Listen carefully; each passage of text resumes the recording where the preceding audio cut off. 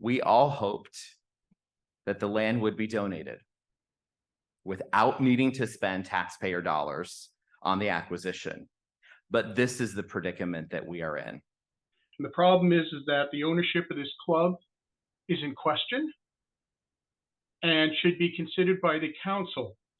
Shortly after the attacks took place, the club, which was owned by 1912 Orange Avenue Corp., was fraudulently transferred by the Pomas from the corporation to themselves, which is clearly inappropriate. They'd already requested assistance from their insurance company. They were fully on notice that there was a high likelihood of litigation, and they had sought help.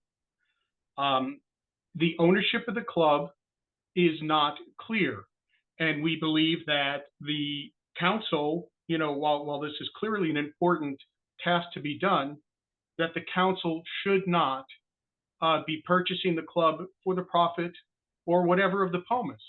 We believe those funds belong to a number of the victims. But they want to know what's going on.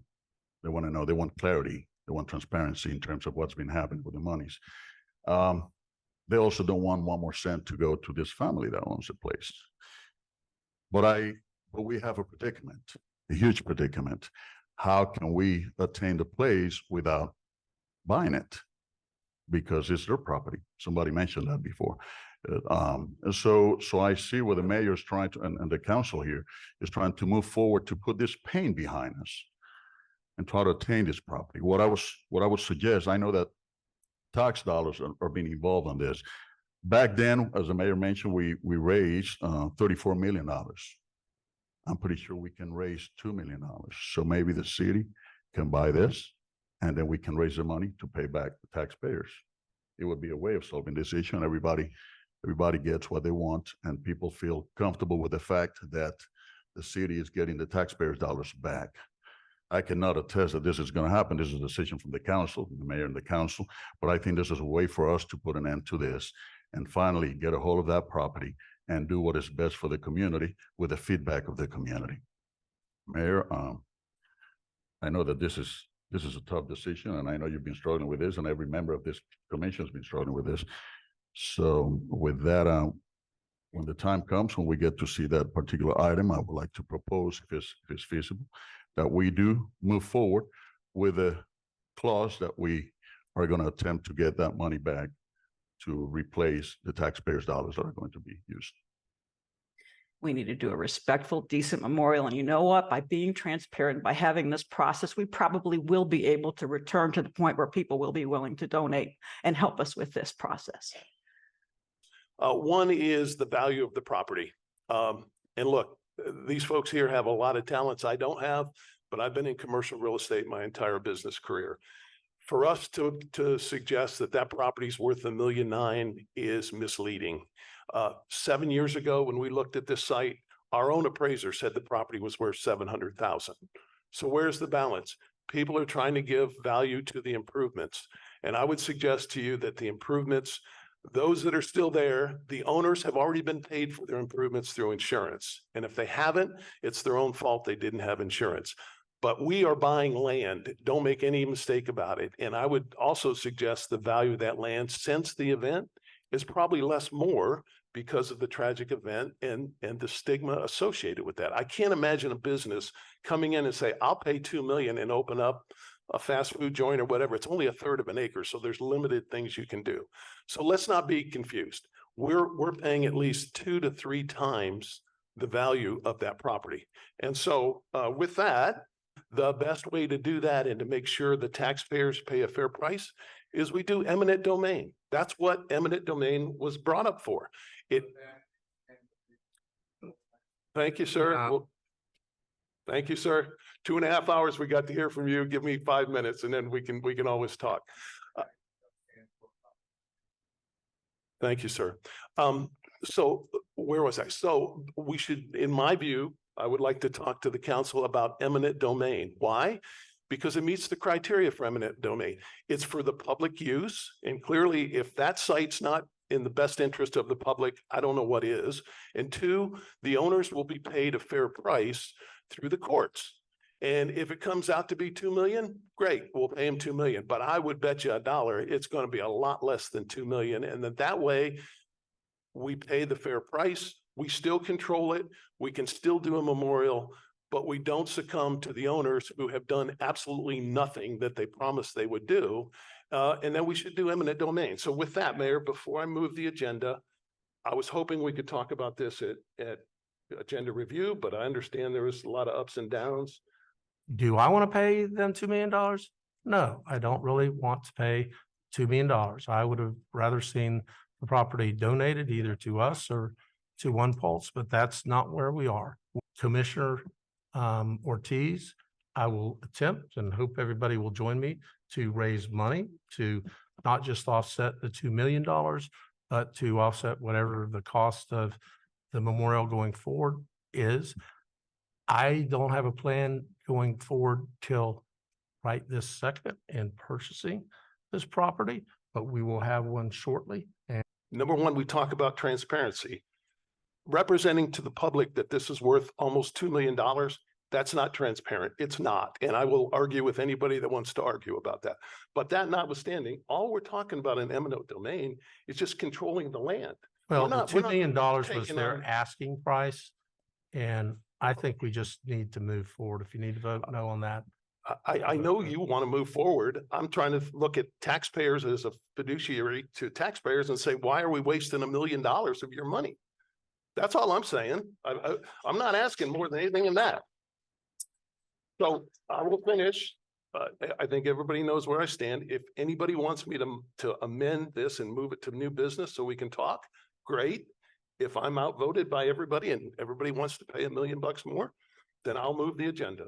So somebody give me a nod if you want me to do something different, but And you're making a commitment to reach out to some of our great partners throughout the city to recoup the $2 million. I think we've made it, you're going to make a commitment and you're a man of your word to recoup those $2 million through philanthropic efforts. I don't think we should belabor this. It's 7 years too long.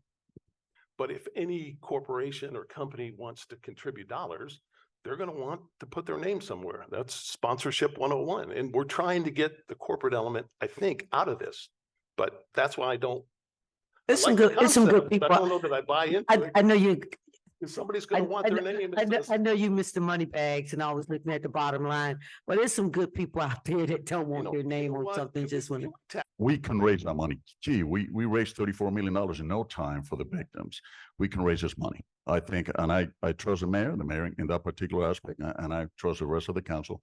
We can raise that money. We can return the people's monies to their pocket in terms of this money coming back to the city, fund, and we can get rid of this and put everybody at ease. And then we will handle the property. There was not going to be, because if we perpetuate this any longer, there's going to be more doubts about what's going on with the rest of the money. It's going to be more doubts about what's going on with that family. What are they doing and what else?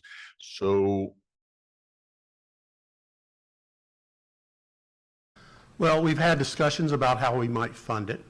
Obviously, there is no money that was set aside. There was no money left over from the onePULSE organization to go towards this. So we're looking at cost estimates for what it may cost. But part of the thing is we want the group to decide whether we're going to demolish the building or whether the building in some fashion is going to be part of the memorial. So there's not any physical work that we can do to the property until we've made those decisions. So we really wanted to take a pause and get input because we wanted to be transparent and make sure that everybody that wants to participate has that opportunity to participate. There's no money left. A lot of people gave a lot of money to onePULSE. And to hear you say that, it hurts. It hurts this community. I'd like for you to respond to that, and then also if you could provide some specifics on where things stand today. We know there are some sponsors for the run. If you could talk about how much has come in already, how much you may think you need, any specifics that you can provide to us on the fundraising. Okay. So I wish that onePULSE would have been successful. The city at the onset was willing to take on this process, and then the onePULSE organization was created. I think they became overly ambitious in terms of the museum being a concept as well as the memorial. I want to be clear that we are focused on the memorial. The museum is no longer in play. However, since we were not envisioning that this would ever be our chore or our task to take on, we have not budgeted money other than the $2 million that we paid for the site itself. So we envision that there will be a combination of funds that are raised and probably some additional public funding, primarily probably from the city of Orlando, I would guess, but I'll invite other governments if they so choose to participate with us. We're not going to turn down anybody's money, but it's hard for us to go out and ask for private donations until we've come up conceptually with what it is that we're going to build there so we can show people. And of course, we raised $34 million at the very beginning of this that we distributed 100% to the families and to the survivors. So we're in essence coming back for, I guess if you want to take onePULSE, a third dip into that pool of people that want to support us there. So I'm not going to suggest it's going to be easy to go out and fundraise this third time. We also have to get support of the city council for additional funding, which isn't always easy. You know, as a city council member, everybody wants, you know, money to go to their district. So it's going to be a process, but we're going out and going to try to raise money. We're going to try to do all these things after we've been taken advantage of. Do you expect there to be a lot of interest from companies and corporations in private America to donate to this? I hope that there is, and I assume that there is, but I will not assume that we're able to raise the entire amount from private interest. Again, we've been to that well twice, once for $34 million, and then as Commissioner Sheehan said, the second time onePULSE went. I don't know how much they raised from the community, so we're coming back a third time asking for money from people that have already contributed. So that gets a little bit tougher the next time around.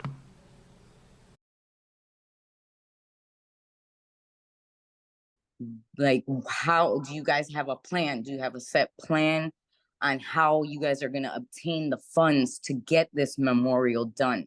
Because I haven't heard anything about how the funds are going to come about, what plan you guys have instilled or what you guys have jotted down in reference to how are you going to get these funds, being that everything that happened behind the scenes already has happened and you can't go back. Where are these funds going to come from? Because I really don't want to spend 8, 9, 10 times in these committee meetings. And then at the end, after everything has been planned, you got an architecture, for me to hear again, we don't have the funds to pay for this. Like this, not only did it affect my cousin because she passed away, but it also affects my daughter because she survived this. And being a survivor is also just as bad because you relive it every day.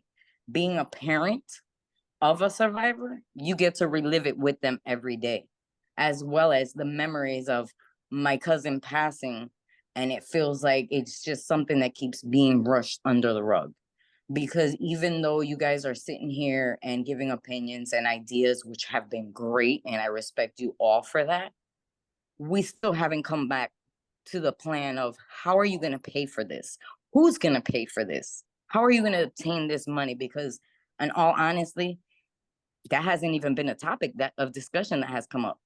And I'm curious to find out where it's going to come from. How are you going to go about getting that fund going? Who's going to give it? Where is it coming from? The city? Is the mayor going to have a little stipend check for this particular project? Because at the end of the day, it's not an event. It was a tragedy. And I keep hearing this event, and it's not a freaking event. It was a tragedy. I am a little concerned about the funding part as well, because there was something in the beginning that was announced publicly that they were asking, like, the community for donations. And I don't understand how you're reaching out to the public for funding that y'all dished out before to a previously known organization to assemble this project, but now you need the community to help you do that. I don't think that's right to do. And acts of community members and those who, which I'm sure that most of the community is made up of those who were affected by this directly, to be asking for them to pretty much pay for this. I don't get that part. Having these ideas is fabulous, but with no money, we can't do nothing. And that's really my concern. I would like to know as well the budget. We would like to know the budget. I know some have mentioned that, and we'd like to know where the money and the funds are going to come from. It would be nice if it was possible to allocate some of the missing funds that the onePULSE had used, as they raised millions in our name with nothing to show for it. But I'm pretty sure that you probably can't even do that, and I'm not talking about let's, use the ridiculous Rainbow Run, which, by the way, needs to be canceled and dissolved, as it is an awful remnant of the onePULSE Foundation, and is also a reminder of that awful scandal. So you guys really need to cut ties with that, and we should come up with new ways and innovative ways to raise funds for this project, especially that the previous effort was publicly disgraced and the truth is out and the money is gone. And now we have to win people's trusts back. The general public, as well as survivors and families, don't trust a lot of you guys. So how can we work together to gain everyone's trust? Because, right now it's hard to do that, especially that some of the previous onePULSE biggest supporters are on your committee right now. Something that people have to remember, the last foundation that was the scam that stole all that money and everything, we're starting fresh with a handicap. So everything that they were supposedly doing for the past 8 years, we have none of that. We're doing it all from scratch. And now on top of that, we're like, again, with the funds, which I've already asked and I've commented, it is going to be difficult getting funds to make this happen because unfortunately with America as it is, a lot of people have become desensitized to mass shootings. Like at the time Pulse happened, at that time, it was the historic first largest mass shooting until the following year in Vegas. Yeah. I have now worked on 54 mass shootings in 12 years. And words are important. And some words can hurt. And there is a difference between memorial and monument. And I'm wondering how anyone can build a memorial when there's no consensus about what a memorial actually is. Participating is also very different than decision-making. So I would ask all of you to imagine yourselves in the same position of the mothers and families of the deceased and fathers of the deceased, and being told that you're not worthy to be the decision maker on how to memorialize your own dead child. The families of the deceased who want to be on this committee to decide and help decide should be on that committee and decide the best way forward in the constraints of a budget that hasn't even been given to them yet.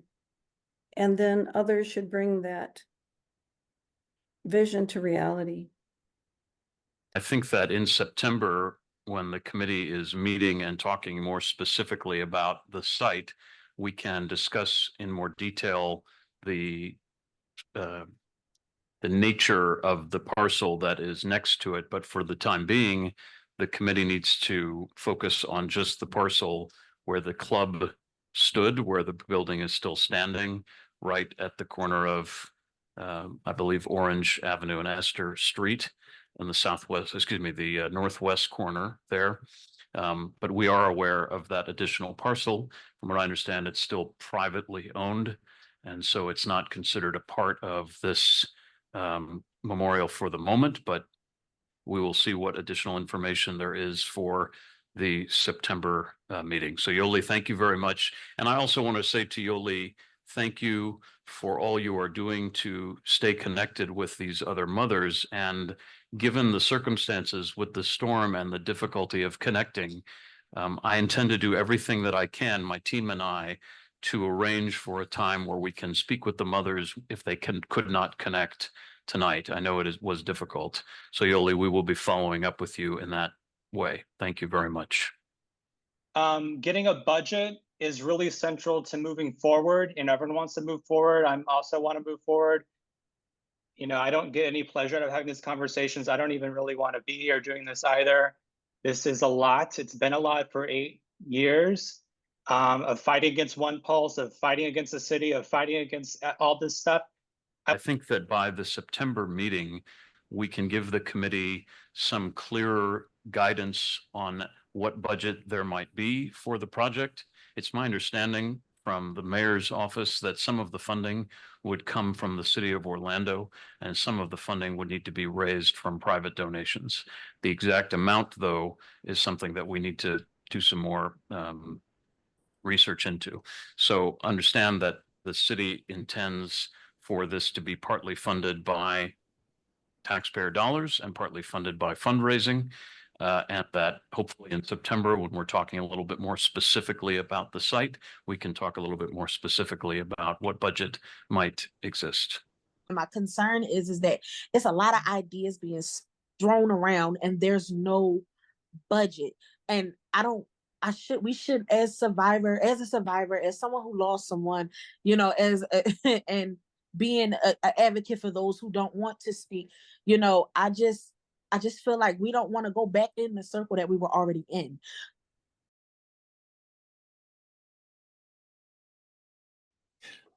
Can you guys hear me? Yes, sir, we can. So how much is this project going to cost to build?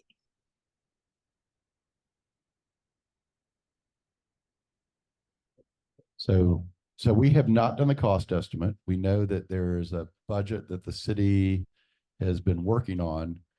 And one of the things that, in terms of the components and the elements, I think that they're all within budget. What happens, there's a value engineering phase to every project, that what you do on that is you usually, through materials and those types of things, you get it in budget.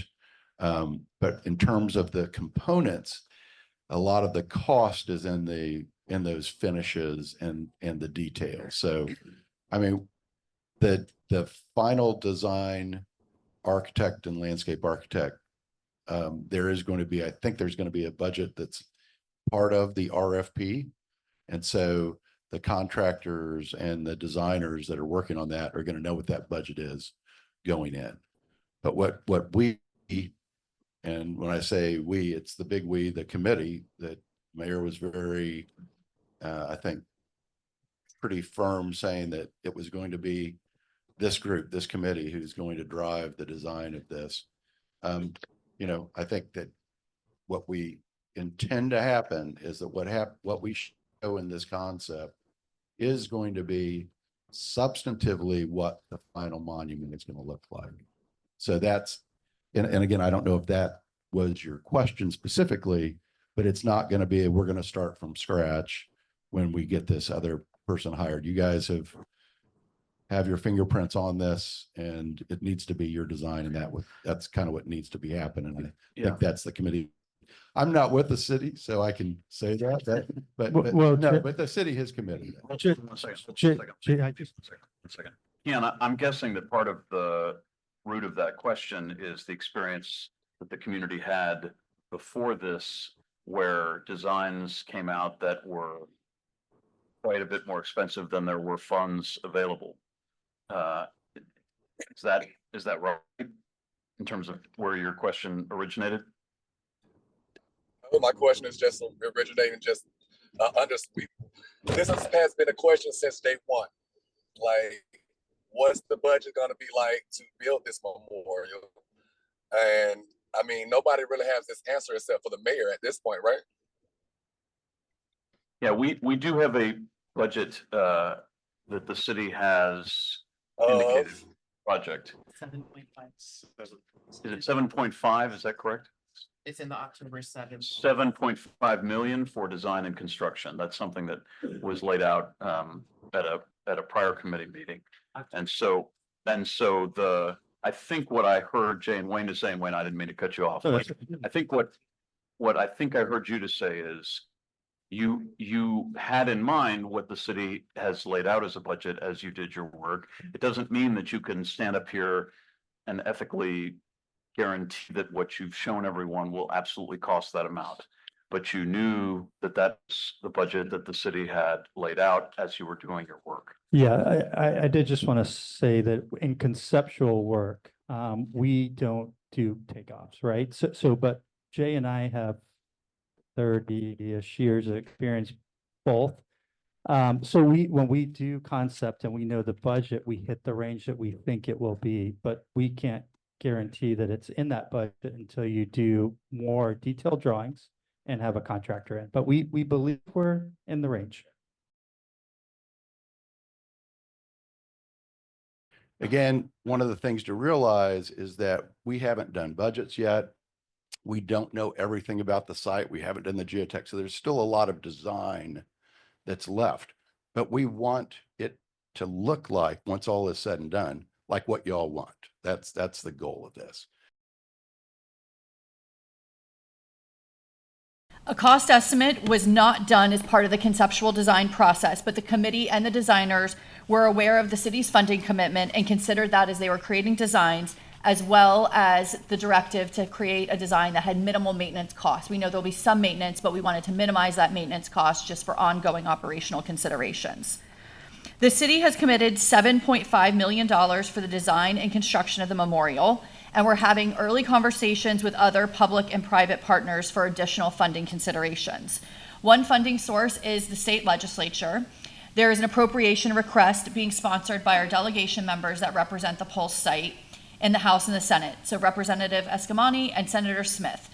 It's approximately $400,000, and this funding was originally appropriated by the legislature in 2019, and we are seeking the reappropriation of this money to go to the city of Orlando. This money initially went to the onePULSE Foundation and was returned when they dissolved.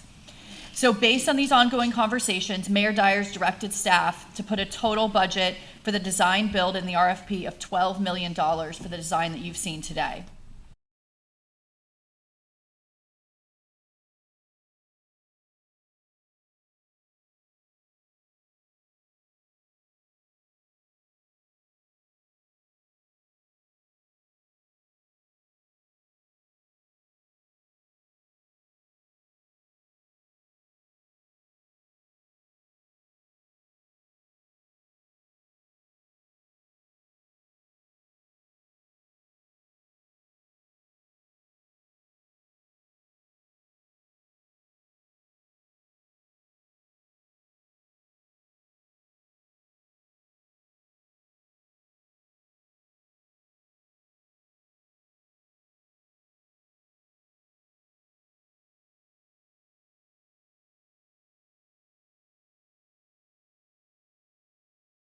I'm Darlene Jones. And I'm Greg Warm with another hiccup here. They don't plan to go back to the drawing board this time. Channel 9's Nick Pampantonis reports they now want money to come from the county.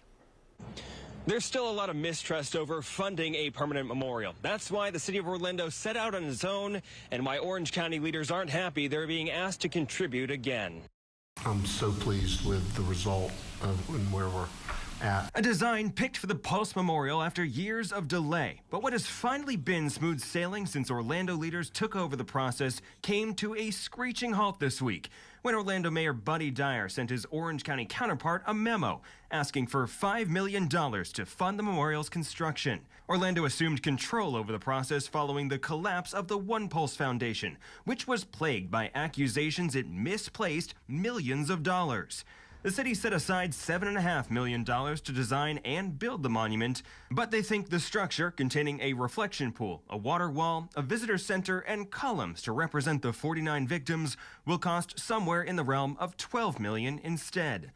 Behind the scenes at Orange County, the request is landing with a thud. If we're going to begin to ask for additional revenue, that we need to make sure that we have some transparency and accountability for all of our community members and families that were so negatively impacted. Commissioner Kelly Semrad is one of several who told us they want a better understanding of what happened to onePULSE and where all the money went before committing more taxpayer dollars. If we're going to be asking for additional money, then we need to be accountable to the money that we already received. County commissioners are also wondering who will pay for any construction overages, especially with the tariffs now being put into place. In Orlando, Nick Papantonis, Channel 9 Eyewitness News.